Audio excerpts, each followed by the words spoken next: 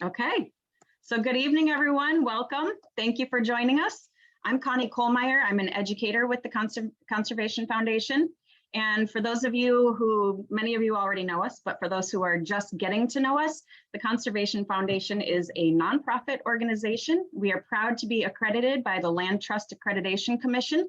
And our mission is to improve the health of our communities by preserving and restoring natural areas and open space, protecting rivers and watersheds, and promoting stewardship of our environment.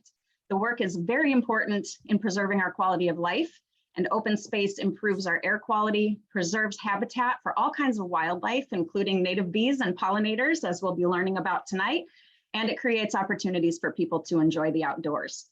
We'd like to thank Itasca Bank and Trust for sponsoring this webinar. Sponsors like Itasca Bank help to keep these webinars free for everyone. Please contact us for information on sponsoring if you would also like to sponsor a webinar or other programming. I'll post our contact information and links for our sponsors website in the chat and on YouTube with the recording. You, our friends and viewers, can also help keep these webinars free. If you enjoy the webinars, we encourage you to please donate to help TCF continue to do all the wonderful things we do, including and in addition to our webinars. When you become a member, you'll also enjoy a wide variety of members-only offerings. So follow us on social media, also to learn more about what's happening and learn about upcoming events. And speaking of upcoming events, we've got a few things in the works right now. Next month, our monthly Wednesday evening webinar series for November will be on Wednesday, November 2nd at 7 p.m. We have special guests David Guritz and Stephanie Weinke from the award-winning Kendall County Forest Preserve District. They'll be joining us to tell us about their Fox River Bluffs project and how carbon credits tie into this project and others, so that should be really interesting. Tomorrow evening, we have our sold out Strengthening Our Foundation event happening at the farm. So be sure to check our website, sign up for our emails, or become a member so that you get notified of those types of events so you don't miss out. That one is sold out. And then next month, we'll be hosting a mission fair on November 10th. So you can come and visit us and learn about all the different types of programs and different activities and projects we have happening at the Conservation Foundation. So watch for more details on that to come. And then for this evening, we're going to be learning about native bees and other pollinators and habitat and what we can do at home to support our pollinators. And we'll also be hearing about some local park districts that are doing their part to support our pollinators. So in a minute, in just 1 second, I'm going to introduce Jim Kleinwachter, who many of you know from our Conservation at Home program. And then after Jim, we're also going to be hearing from Glenn Perricone from the Forest Preserve District of DuPage County. And then also Connie Schmidt with the DuPage Monarch Project. So we've got a lot of interesting information coming this evening. So I'm going to go ahead and turn it over to Jim to start off. Thank you, Connie. Thank you.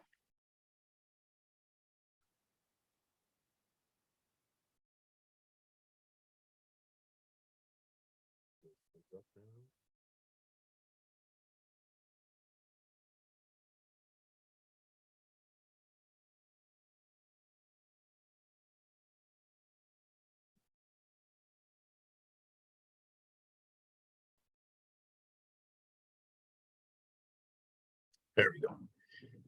Okay, welcome. What I'm going to focus on tonight is our Conservation at Home program. And what's unique about this program is that we help you more than just send you some brochures. So I heard from many people that, oh, gee, I wanted to do something. I know what I'm doing is not right.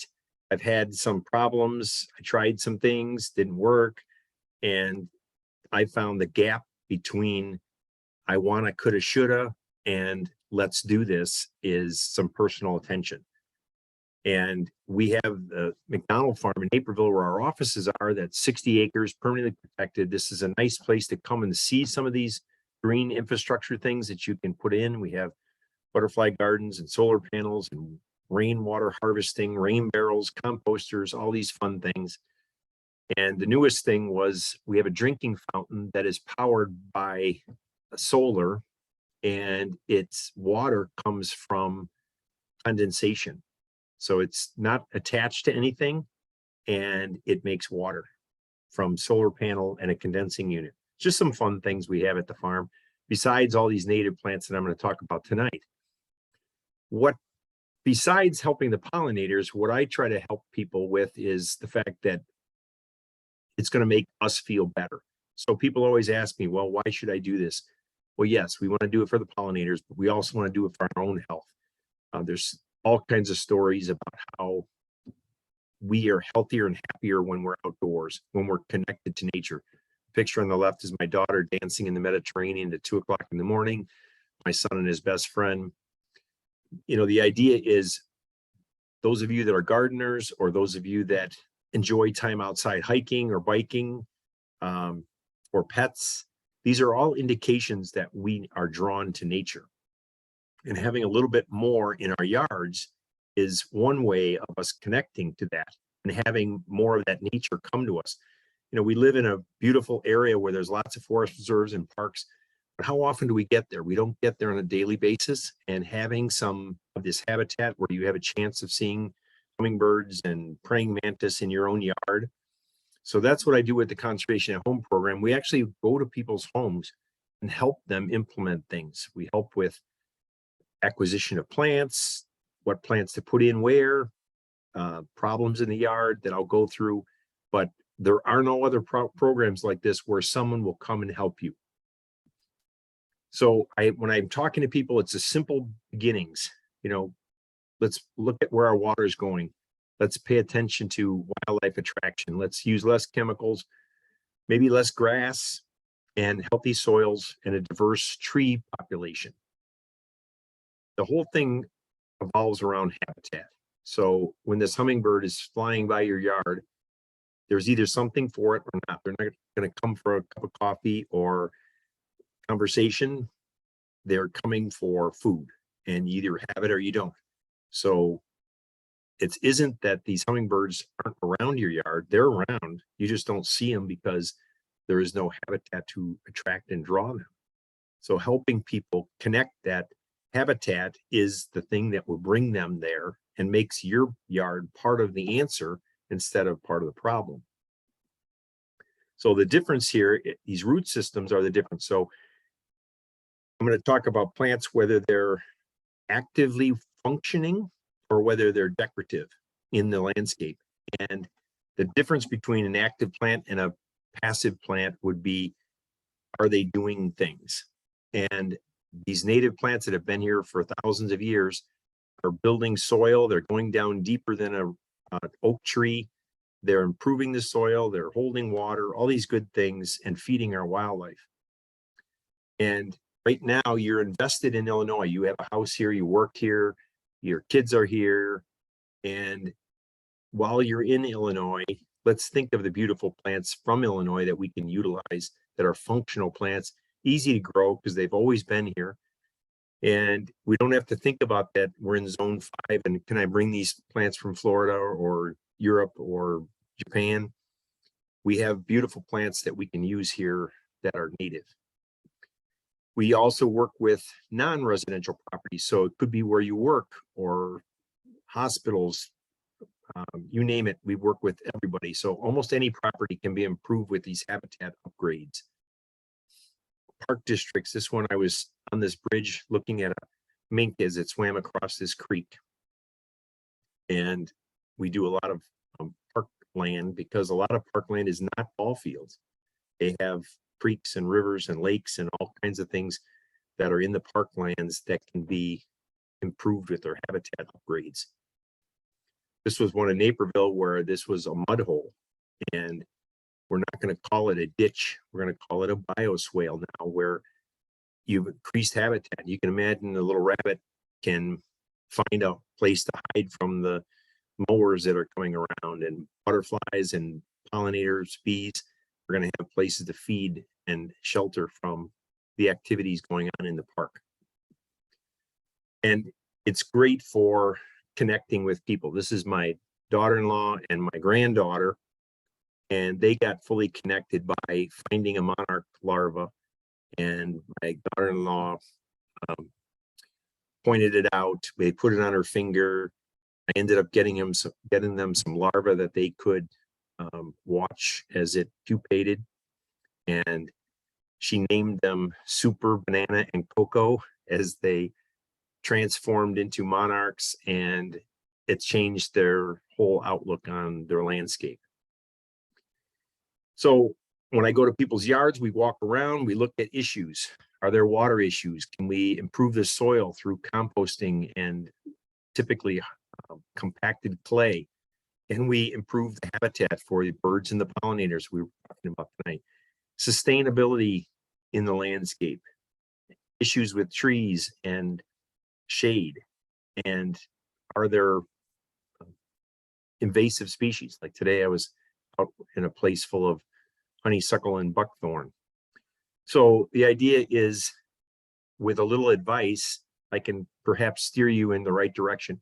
We have people helping me throughout the region. So it doesn't matter if you're in Cook Lake, McHenry, all the way out to Rockford. We have some people doing the Conservation at Home program in Wisconsin and parts of Michigan. So we can help you one way or another, no matter where you are in the region. Birds are another thing that attracts people really well. And so I sell these concepts because they will attract more birds. The birds are coming for not just the seeds you put out there, but they need bugs. All the birds in Illinois feast on the native bugs. So looking at these birds, and if you want them to come, it's not just about providing seeds, but we can do things like provide habitat. And these are some easy seed producing plants, natives, that the birds will enjoy. You're looking at a goldfinch sitting on black-eyed Susan right in this picture. Monarch is the poster child for all of the pollinator species. Everybody loves butterflies. Very few people call me and they'll say, can you help me bring more snakes and skunks to my yard? They want the pollinators, they want the butterflies. And Glenn's going to talk more about bees, but we build these butterfly gardens and they're perfect for bees. The bees come in under the radar. People are looking at this beautiful butterfly flitting around and the bees are doing their work. I think it's, Glenn may tell you more, but I know it's over 90% of it, of the pollination, is actually done by the worker bees, not these big megafauna that are beautiful that we look at, but are not doing the actual work. A lot of our landscapes are not from here and they're not connected. So this is just the top few. And there's nothing wrong with having some hosta or some lilacs, but we have to understand that they're not connected to the environment. They're not hosting larvae. They're not giving a lot of nectar in most cases. So if we're going to have some there, they're strictly decorations or decorative things in the environment. And we can't have all of those or our landscape won't be functional. This was one site that they had me look at and say, could you do anything with this? And we transformed it into this. And on a residential site, how could we fix some property like this? First thing we did was remove those big arborvitaes and pull some of the grass up and plant native plants, reduction of grass. You see the beautiful brickwork that's on the home. So it's not only aesthetically pleasing, but it's now producing habitat for a variety of birds and butterflies. In our HOA areas or parks, we have mowed grass down to the edge of these ponds. It's not a good system, causing all kinds of problems with erosion. And what we should be looking at is beautiful, diverse plantings that provide habitat for a variety of things, hold the shoreline. The geese won't walk through the prairie, so you're not going to have geese here. You're going to have herons and egrets. We've been planting grass all over the United States, and we need to think about our grass a little differently. Clover is a wonderful thing to add to the grass or keep it in the grass. And if we're spraying broadleaf chemical on the grass systems, we're not going to have these early pollinator nectar sources like clover. It also fixes nitrogen in the soil. So if we had a reduction of grass and more flowers in the grass and in our beds, we'd have more food for the pollinators. We're covering the United States in grass. The green states are grass that are states that are dominated in grass. $40 billion spent on grass care last year, and it's biologically dead, so it supports nothing. And I've got skunks eating Japanese beetle larvae in my grass, but that's about the only wildlife that I can see it supporting. Wrong kind. But if I showed you this picture, left or right, which one's prettier? Which one's functioning? That orange is milkweed, by the way. It's not the common one. This is called butterfly milkweed. And there are short milkweeds that are very pretty and can be utilized in landscapes. And this is some of the things that I can help people with. So I don't think you're going to argue with me that the right side is where the wildlife is going to be. The right side is going to be less intensive weeding or mowing, all the care that you have to put. You don't have to put any chemicals or feed it. And it's prettier. So why are we covering the United States with the left? I help people with tree issues. We're planting a lot of, right now, overplanting mulberry, box elder, or letting them grow, honey locust, maple, Bradford pear. We didn't learn from the ash and the elm, and we're still fighting a battle with invasive species. So adding more diverse landscapes, adding pretty native trees to create more diversity is what we're promoting. Grass is not a good thing for the trees that you have. So we'd be promoting removal of the grass. And I show people how beautiful the shade plants can be, like wild ginger. You're looking at geraniums and wild phlox and sedges that can cover these areas. And if it's your backyard, we can still have a place for the kids to play in the center and have perimeter plantings of these native plants that create habitat. So that it can be a win-win situation where we can have some of each and satisfy everybody's needs on the property. So that's what I do with the Conservation at Home program. Bring that information to people. You can earn a sign for your yard. Connie's going to be talking later. She has a beautiful sign in her yard. And it just says that I'm trying to do things a little bit better. So for more information on that, you're going to have my email. Send me a note. Tell me you want some help. Give me your questions. And I think I can help you bridge that gap between, gee, it seems like a good idea, but I don't know where to start. So with that, I will switch it over to Glenn, and there will be more details, more meat and potatoes about habitat and bees.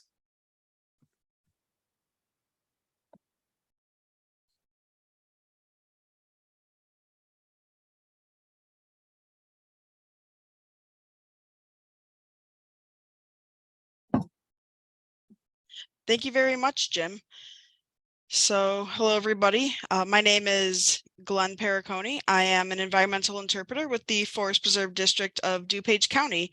Our mission here at the Forest Preserve District is to acquire and preserve natural areas throughout DuPage County for the benefit of the flora and fauna that live in those preserves, as well as for the education, recreation, and enjoyment of the county's residents. So this evening, I would like to speak a little bit about helping native pollinators in our gardens. So just a quick overview, we'll talk about some different native pollinators, some local examples, as well as talking about mitigating some of the threats to pollinators in our gardens. So how to attract pollinators to our yard, but also minimizing certain impacts on pollinators that we have through our practices. And then we'll finish just briefly talking about supporting overwintering pollinators, because believe it or not, many insect pollinators overwinter here in Illinois. So this is just a small sample of a lot of different pollinating insects that live in Illinois. And these are many native pollinators. And if you notice, there is one species that is very glaringly omitted from this list, and that is the honeybee. So everyone likes to talk about honeybees and honeybee conservation, and honeybees are facing some dramatic declines in their populations. However, honeybees are not native, and they're not alone in those struggles. We actually have many native bee species, 400 plus species of native bees that live in Illinois. And those bees, as well as other pollinators such as butterflies, moths, and even ants, beetles, flies, they're all experiencing some of the same issues of population decline. So I would like to start with the monarch butterfly. It's kind of the poster child for pollinator conservation. Most everyone knows the monarch butterfly, and that if you want to promote them in your garden, you plant milkweed. But if you didn't know, monarch butterflies are now federally listed as endangered. And so with that status, it's hopeful that there'll be more conservation dollars going towards protecting monarchs, restoring their habitat, and promoting monarch populations throughout the United States. We're very lucky here in Illinois that there's a large relatively large percentage of monarchs either live here or move through the state during migration. And so for us, it sometimes seems like, oh, I just saw a monarch the other day, but that's not really the case throughout most of the historic range. So other butterflies that live in Illinois are the ones that I call the picky ones.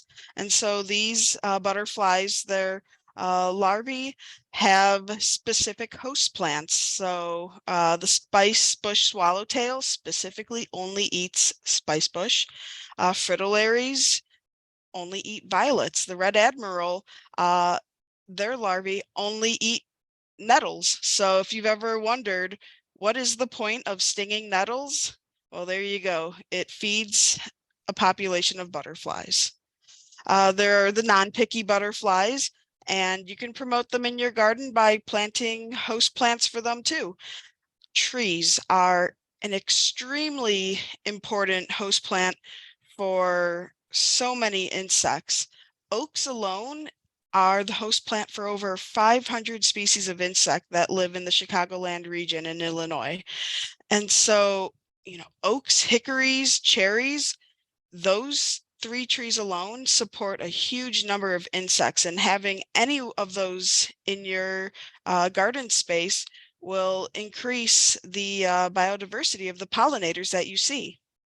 Other popular host plants by butterfly and pollinator standards, dogwoods, New Jersey tea, and wild lupine.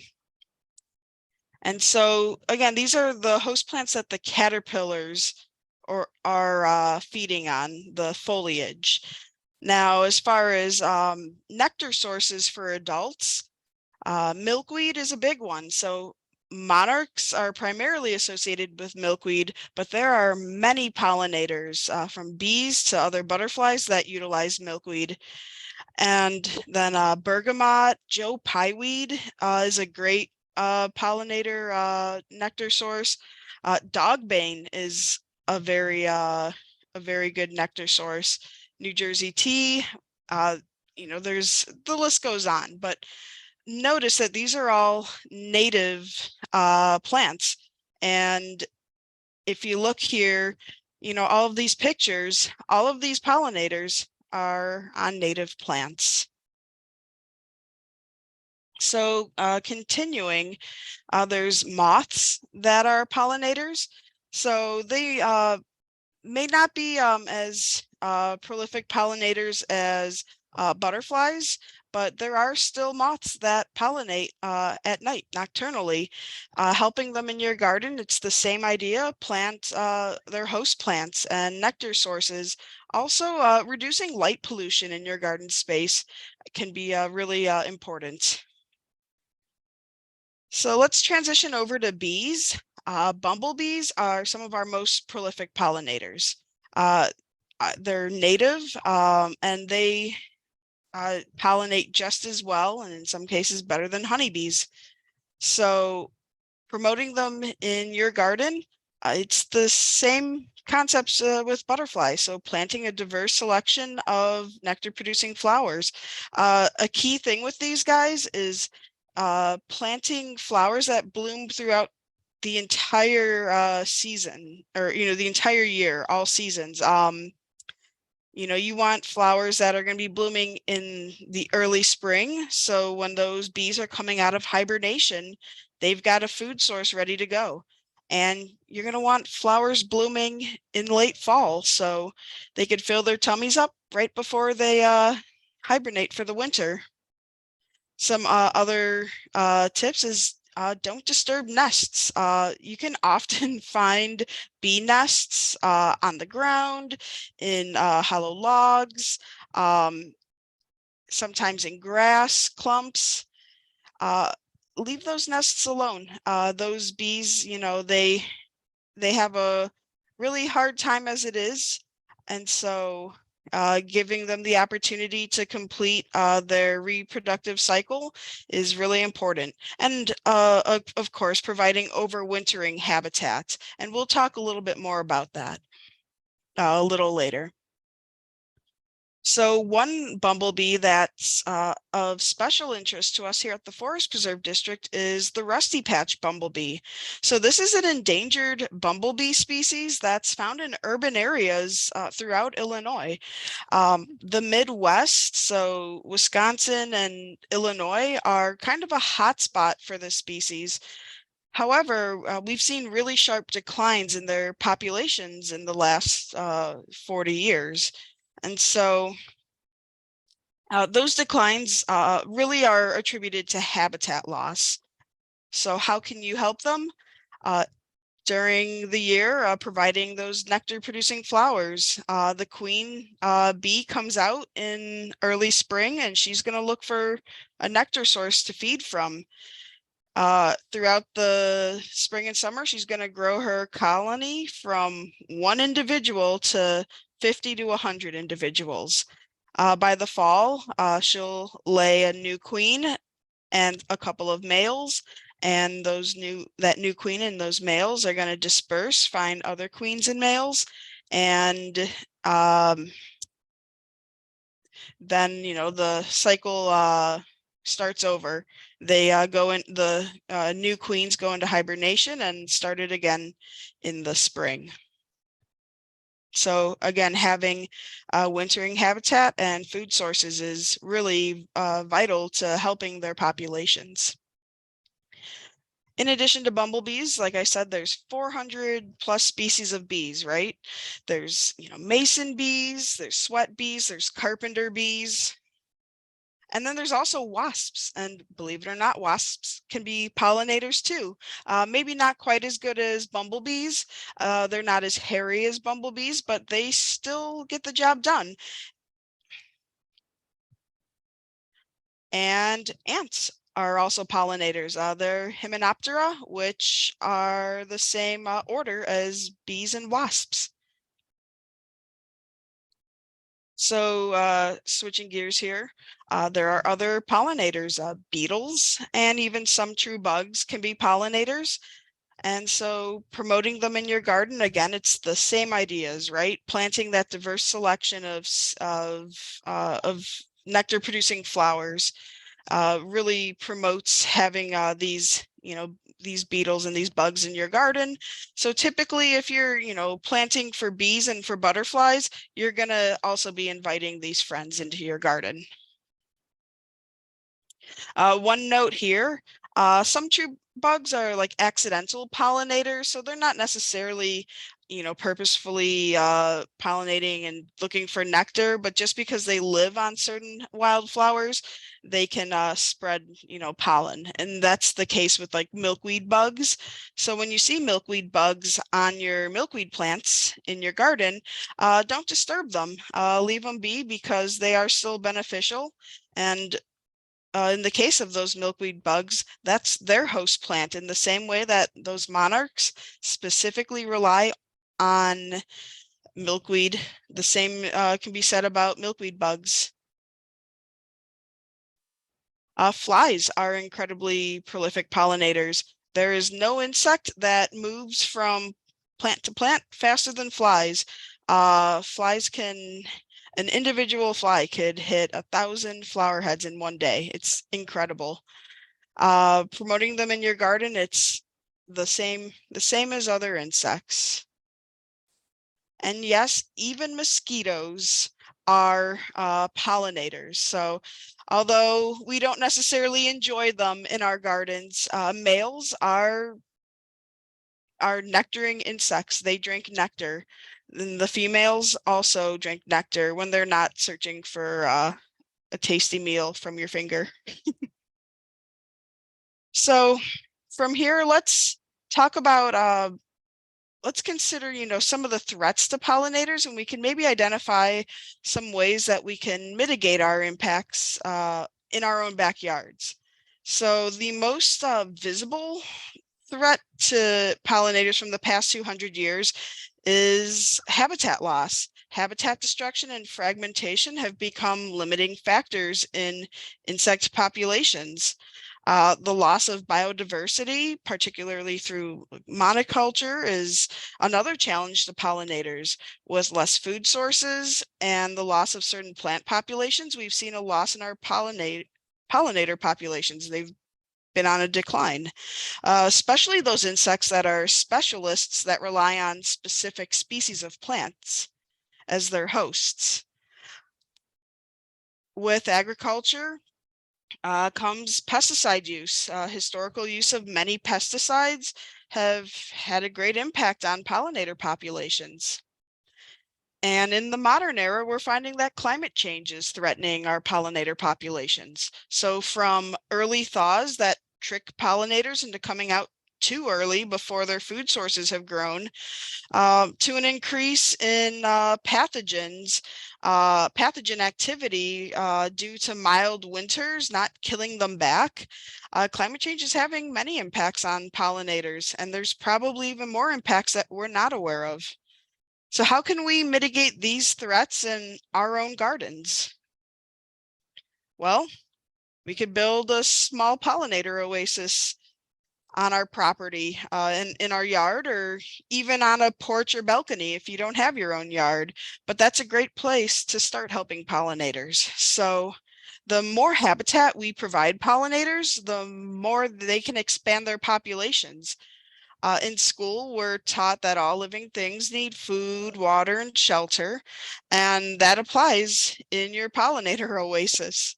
So provide food sources that will attract pollinators. Native plants are the best route to go with because these are the plants that our native insects have co-evolved with over time. Most adult pollinators are generalist and will feed on a variety of nectar sources. However, like I mentioned, the larval stages of most insects tend to be more picky. So you can actually tailor your garden through the plant selection and what pollinators you're going to get. But that being said, the more plant diversity you plant in your garden, the greater diversity of pollinators you can expect. And don't discount planting an oak tree. Like I said before, hundreds of insect species from our region rely on oaks. Providing cover for insects is also important. So they need a place to nest and hide and escape the elements. So stacked rocks, stone walls, small brush piles, and also like a variety of plants of varying density and height are important for attracting pollinators to your garden. In the case of some pollinators, such as mason bees, you can even attract them using bug houses. These are great for cavity nesting insects, but do note that they don't attract more than a couple of individuals due to the territorial nature of those insects. And finally, water is an important feature to add to your garden space. We don't all have room for a pond in our garden, but a bird bath with some emerged rocks, or even a small dish, or as you saw in the one picture before, a little pop cap with some water can be enough to give a thirsty pollinator a drink.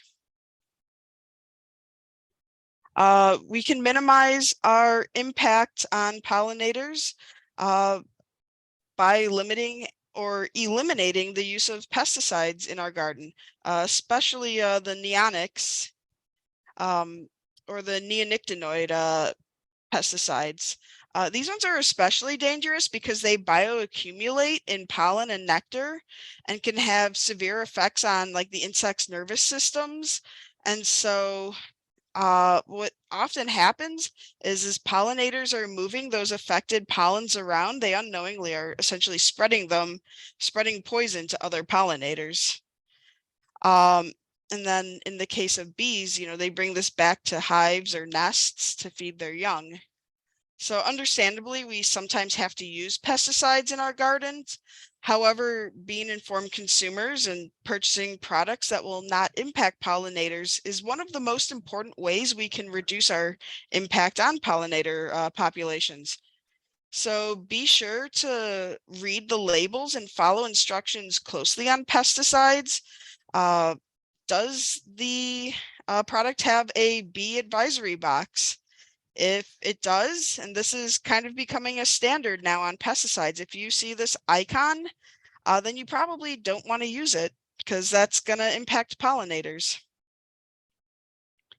So what about climate change? It's a very daunting threat to pollinator populations, but there are some things we can do. Mitigating early pollinator emergence, minimizing flooding in our garden can be tough.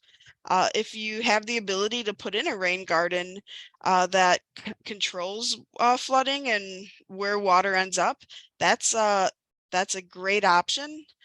And also in those rare climatic events where maybe it gets warm in early March and it doesn't, get cold again, you could always, take the option of putting annuals out in order to substitute until your perennial plants start growing.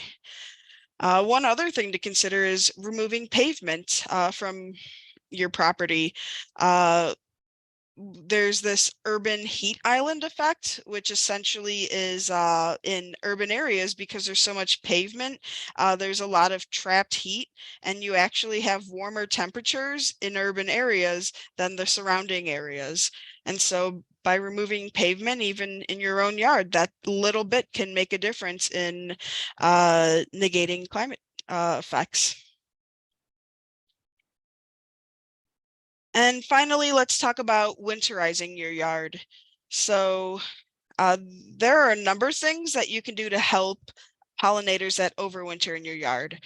Leaves and other debris provide insulation from the winter elements. And so many insects will hibernate in or like under fallen leaves. And those insects that burrow under soil also benefit from the added insulation of those leaves. So that's why leaving fallen leaves in your yard, and even if you're raking them into piles, but leaving them is important.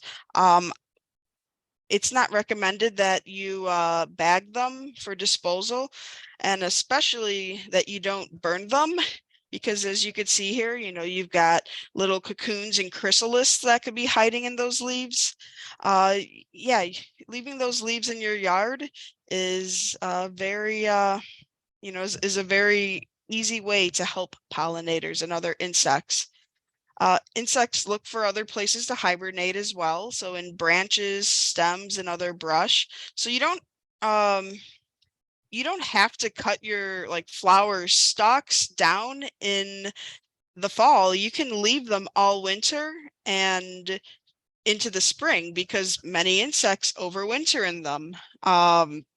Leaving small brush piles in your yard could be a great way to help pollinators who are looking for a place to survive the winter elements as well.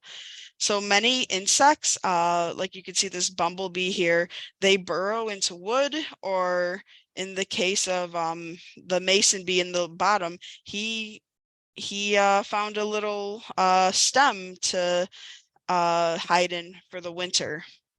And in addition to those adult insects, often the eggs and the larvae are in leaf litter as well. So come springtime, after the temperatures regularly stay above freezing overnight, you can clean up last fall's leaves.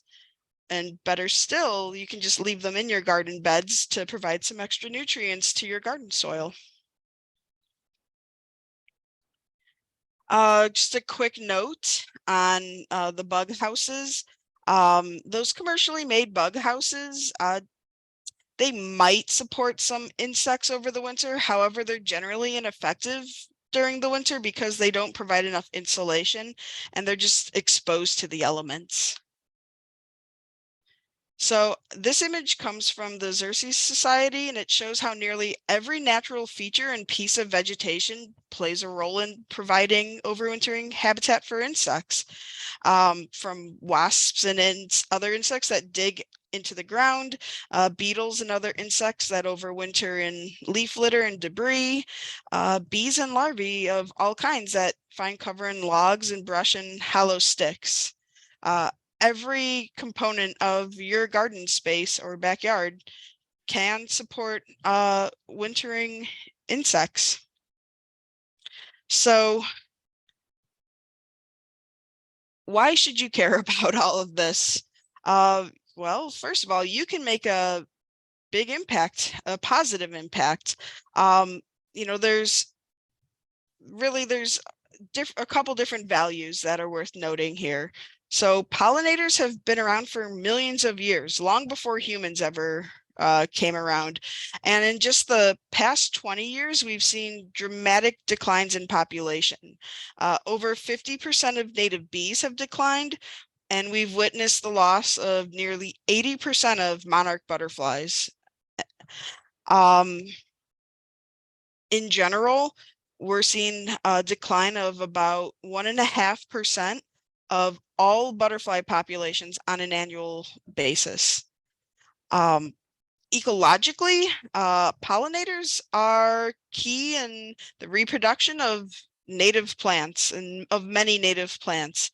And so, without those pollinators, we lose the biodiversity of not only the insects, but the plants that rely on them.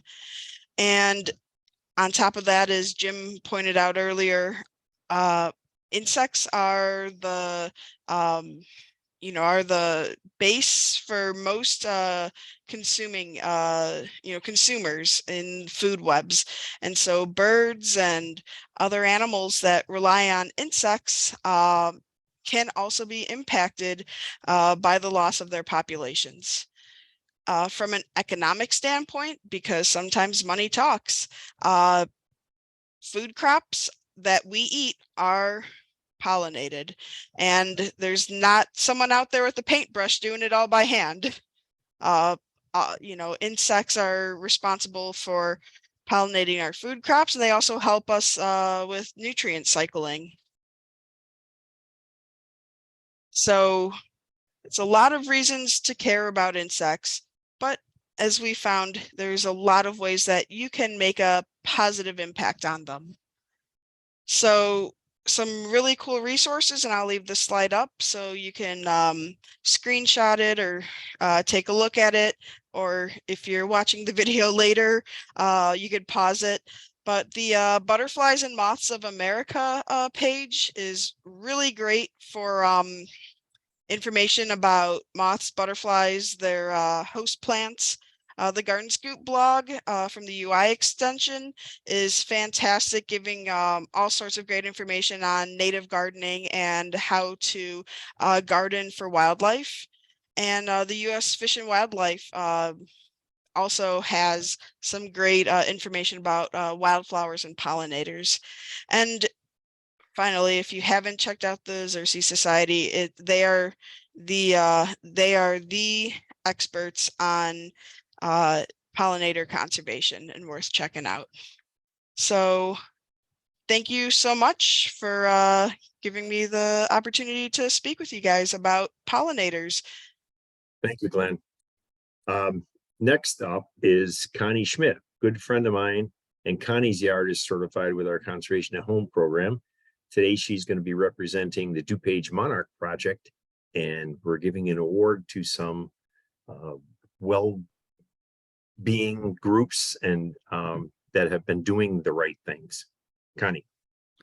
Thank you. I'm going to share my screen and give you a little bit of information about our awards with the DuPage Monarch Project.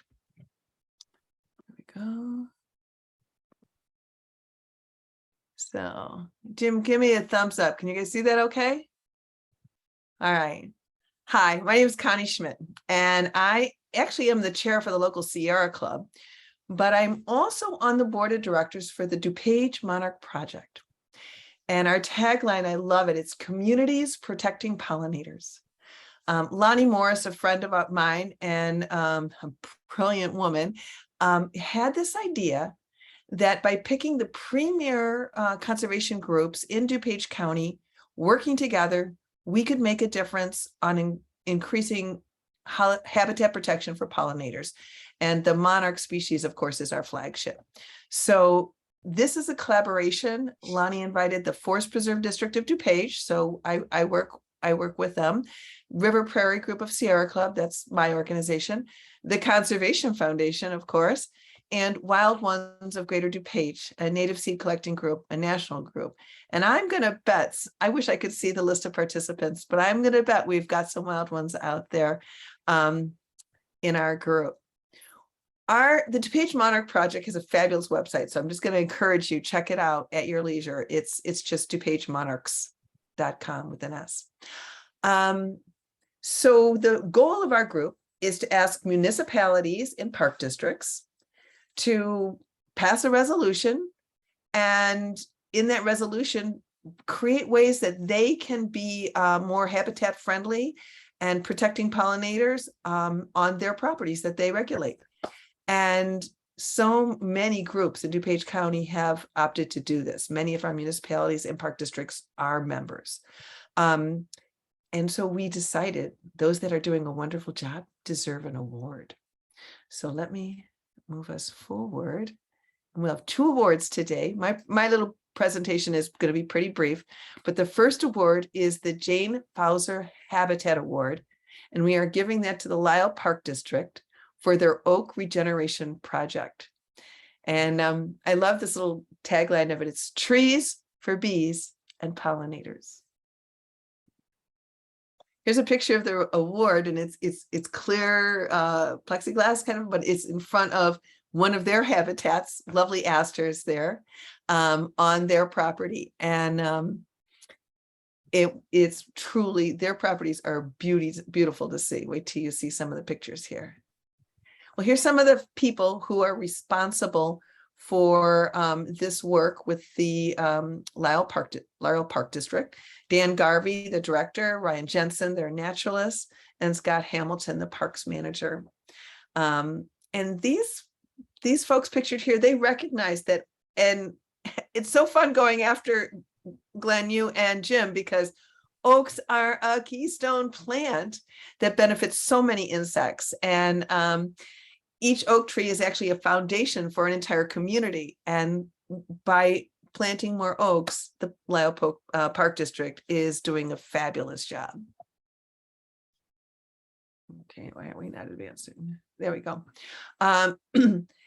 So Ryan's thought, I love this little quote, and it says, you know, like a good squirrel, the members of the park district collected acorns from a variety of different oaks in their park. They refrigerated them over winter. They planted them into pots in March. And as they mature, these oaks from their own area will be planted in the next few years. In addition to planting oaks, they talked about ways to improve the habitat at the foot of the oaks or in their footprint. And this is so fabulous that native plants are being cultivated beneath the trees. They help to draw a variety of insects and bees and butterflies to them as well. And isn't this prettier than the traditional mulch that we see at the base of a tree? What a lovely landscape. Other habitats are evidenced by the are in the Lisle Park District and appreciated by them, such as this lovely prairie. And look what happens. If you plant it, they will come. We see right here in the Liatris, our little famed species, the monarch butterfly.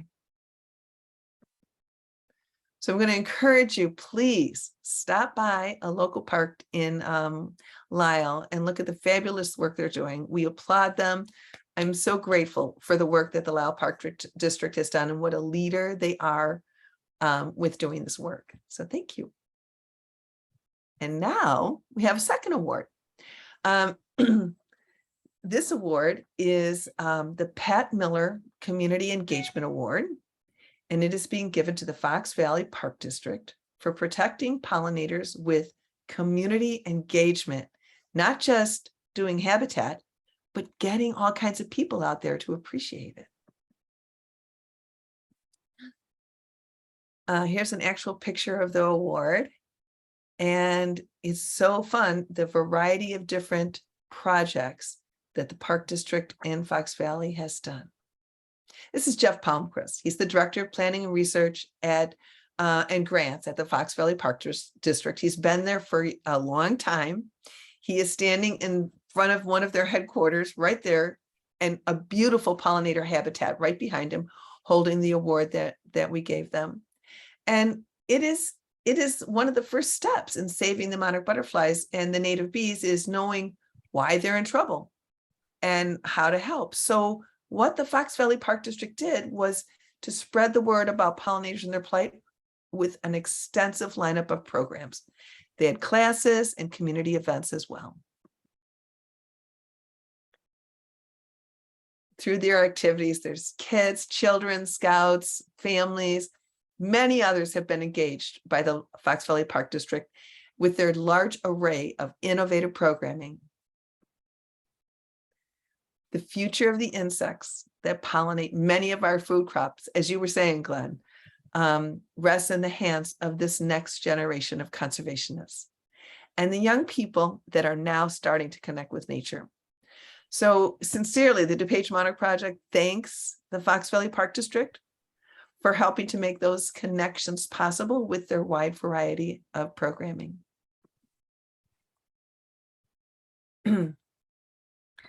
The district even has a bug fest that is a very fun outdoor activity that promotes interactions with habitats, and it's a great activity for the whole family. So that's a wonderful, unique, and interesting event that they do as well. And they don't stop with active programming where you have to sign up and be involved. Signage such as this can even offer an opportunity for the passive user on a trail to be educated as to what they can do in their own yards. And this is an example of that kind of a thing that the Fox Valley Park District does offer. So I want to thank so much the efforts of the Fox Valley Park District and the Lisle Park District for their outstanding work and for their membership in the DuPage Monarch Project. And if anyone wants to get information, more information about the DuPage Monarch Project, it's DuPageMonarchs.com, and check out and see if your community is listed as one of our signatories, because if not, perhaps you'd like to help us talk to them and get them more involved. Thank you. That's fantastic. Thank you, Connie. Let me stop sharing here. Thank you all. Thank you, Glenn, and thank you, Jim. I love some of the things that you guys brought up, even like what you were just mentioning, Connie, about the oaks. I love that point is made, because so many times people, I think, automatically think when we're supporting our pollinators, the first thing we think are flowers. We've got to plant flowers everywhere, and that's fantastic. But you know, a lot of people don't think about an oak, and that's perfect because it's October, it's Oaktober. We're gonna plant our oak trees. So that was really good. A lot of really good information. And we do have a few questions here. So if everybody has just a few minutes to maybe answer a few of these, this would be wonderful. We've got, so we had right at the beginning, this was a great question. The plants that were listed on the non-native slide at the beginning that Jim shared with the boxwood and daylilies, pachysandra, and those things are top sellers at major resellers like Home Depot and Costco. but the native plants that that were listed are much harder to find in those big box stores. And so there are native nurseries and there are native plants that we can find in a lot of garden centers. But this this person was asking, do we have any outreach to these large national, like the big box stores, to get them to stock more native plants? And then I would add to that too, plants that haven't been treated with the you know, different pesticides, because obviously that's defeating the purpose. So I don't know who would like to answer that. I can take that. Yeah, we're at the point of the national chains are not about to change. So the answer we're telling people now is just avoid buying your native plants at those places. So we have a list of retailers. I'd be happy to help you. We have plant sales. Wild Ones have plant sales. A lot of people have plant sales in the spring. And with our Conservation at Home program, you have connectivity through us to have continuous plants, you know, available even through the fall and so on. So we just steer people away from the places we know there. Many of those plants are sprayed that are in those greenhouses. It's kind of like your food things. You know, do you want to buy from these mass producers, or do you want to buy organic food that you know it, where it came from and so on? So it's kind of the same way. And we've kind of learned with a lot of things like water. You know, we may not trust our tap water, so we're drinking bottled water, we're filtering it ourselves. We have to take that extra step to get the right things. It's kind of the same way with the plants. Just avoid them. And eventually, if we didn't buy all those plants from the retailers, they might get the message, but it's not going to come easy. Yeah, thank you. We've got another question here. It says, I read that the monarchs are listed as endangered on the International Union for Conservation endangered list, but not yet on the federal list. And so I read that also. And the thing that I thought was interesting was I read in an article, it said that they are scheduled to be listed in 2024. And I don't understand. I don't really know enough about how that works. Like, how are we 2 years down the road thinking of putting them on a list if they're, you know, I don't really know how that works. So I don't know who'd like to maybe address that one, but that part is correct though, about the International Union for Conservation endangered list. Yeah, no, that's a good catch. So they are not currently federally listed. The short answer to your question, Connie, is bureaucracy. It takes a while for all those moving parts.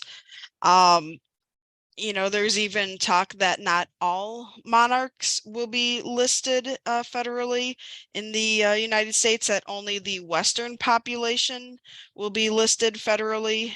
And so, yeah, it's just, there's a lot of moving parts when it comes to, you know, U.S. Fish and Wildlife and the Endangered Species Act and getting a species put on that list. And I went to a bunch of seminars. It's not a good thing to list it. I mean, it's counterproductive. You know, that it would hurt farmers. It would restrict a bunch of things going on. We might see issues with our food supply or some other things because unforeseen repercussions that happen when you just like slap something on this, and now all these other things happen. So they've gone to every route not to list it. So we're working with IDOT and the Tollway Authority, and we're working with farmers. We're working with pipelines and ComEd and NICOR to, you know, it's kind of like out there, like, do you really want this listed? No, well, let's do what we can now. And then maybe we won't have to get to that point. So it isn't like we're pushing to get this thing listed. That's not the overall goal. Let's fix it so we don't have to list it. Yeah. Yeah. Yeah, typically you never want to put a species on the Endangered Species Act because that's often, you know, the beginning of the end for that species. Yeah, I mean, Jim really hit the nail on the head there. If you can keep it off that list, it really provides a lot more opportunity to, you know, do, I don't want to say like more loose conservation work, but the conservation work is definitely not as restricted. Yeah. Okay, good. So we all still have more planting to do, basically. Bottom line, Yes. get out and plant and keep And there's some transforming our leverage, I yards. think. you know, it kind of pushes people saying, you know, if we fix it now. And so I think that leverage is being used on people to say, let's stop this now before it gets any worse. Right.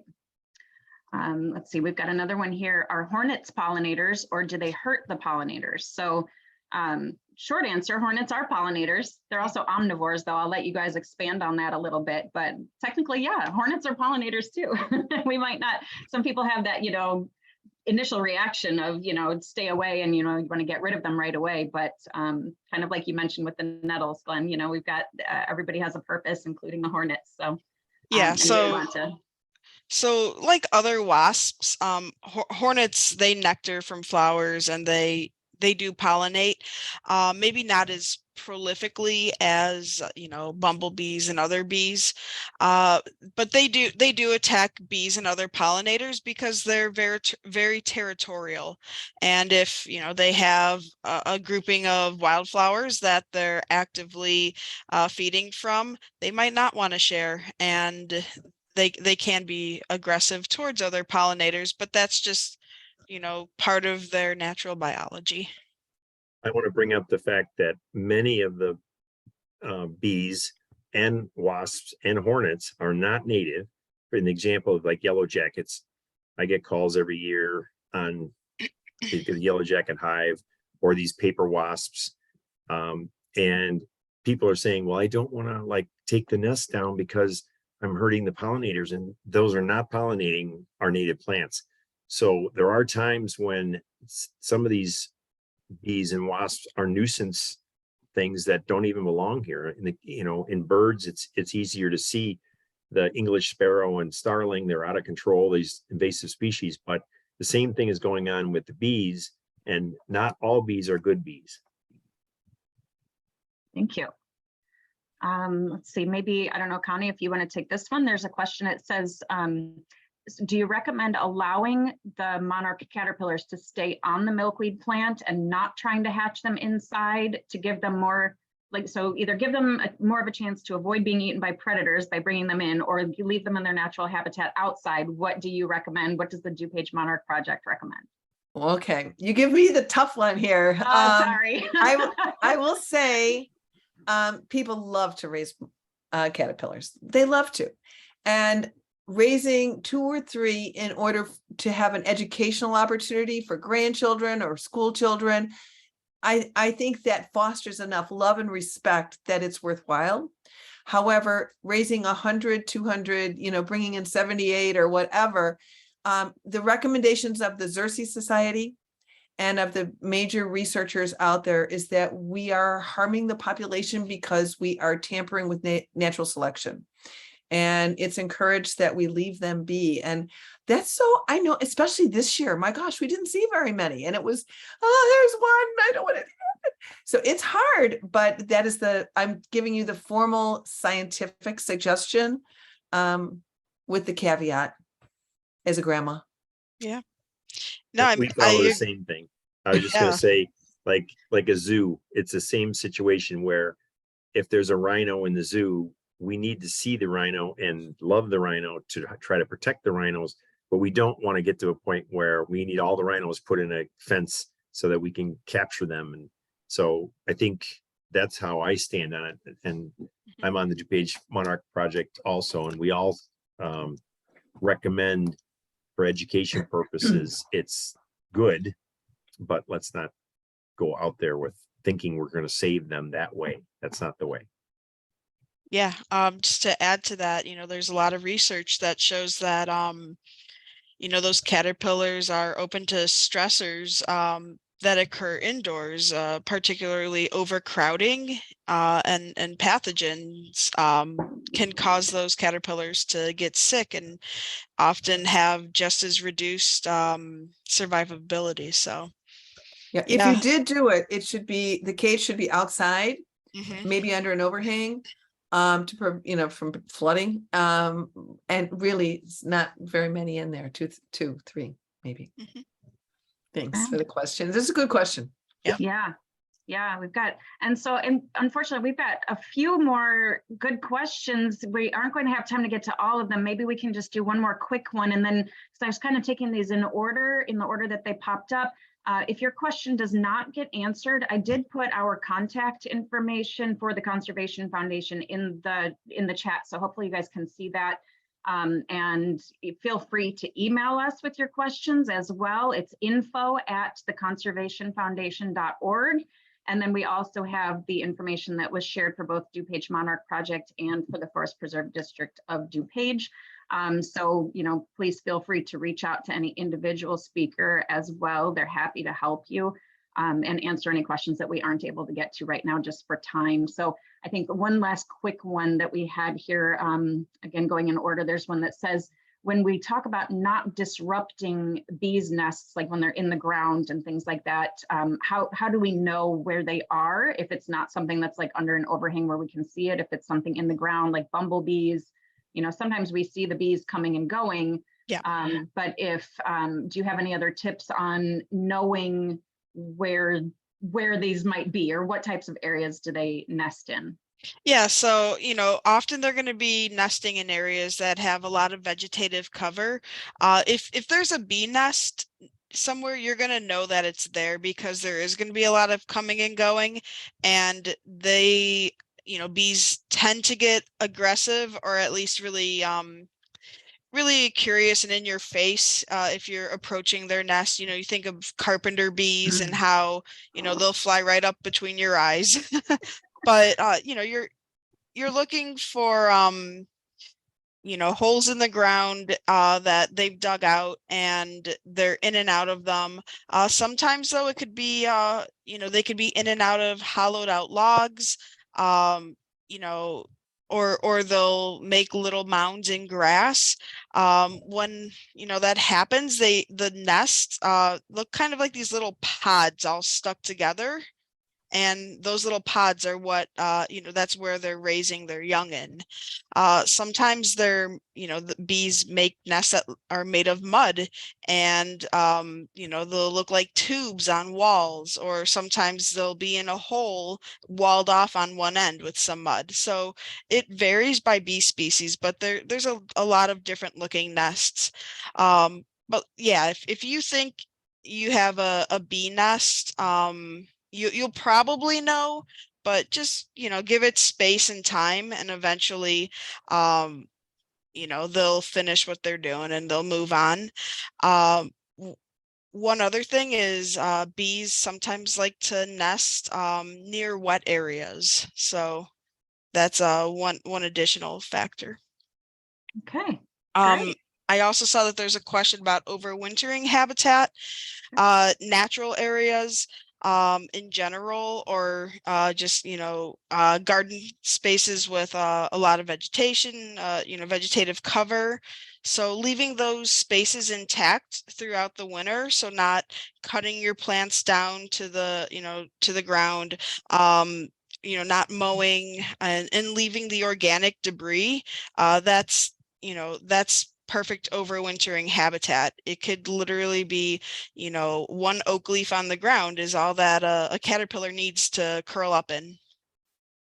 Yeah, I love that. And that's a really important tip right now too, just this time of year when everybody is raking up leaves and sending them away. Can we leave them in place, use them as mulch underneath your trees and your shrubs?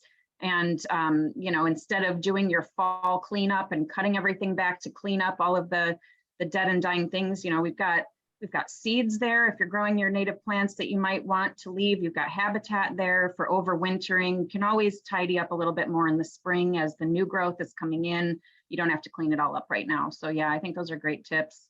Anybody want to add anything else before we finish up for the evening? I really appreciate your time. You guys gave a lot of good information. I want to thank all the people who tuned in for their interest in this topic, because it is important. Thank you. Absolutely. All right. Well, thank you so much. Thank you to all three of you, our presenters, and thank you for everyone who attended. We appreciate you, and we hope that you enjoyed the program. If you do have questions, like I said, feel free to email any of us and ask, and we're happy to help you. We didn't, unfortunately, get to all of the questions this evening, but we did cover a lot of good information. So yeah, I really appreciate it. Thank you, everyone. I hope you all have a wonderful night. Have you Oh, put yeah. the speakers' presentation or emails on the listing you send out? Yeah, we can do that. We Yeah. can put it, so it's in the slides, and when we send out the link and the recording, we can include the contact information for everybody who registered this evening. Fantastic. Yeah, Thank you. absolutely. Thank you. All Bye. right, have a great night, everyone. Bye. All right, bye-bye.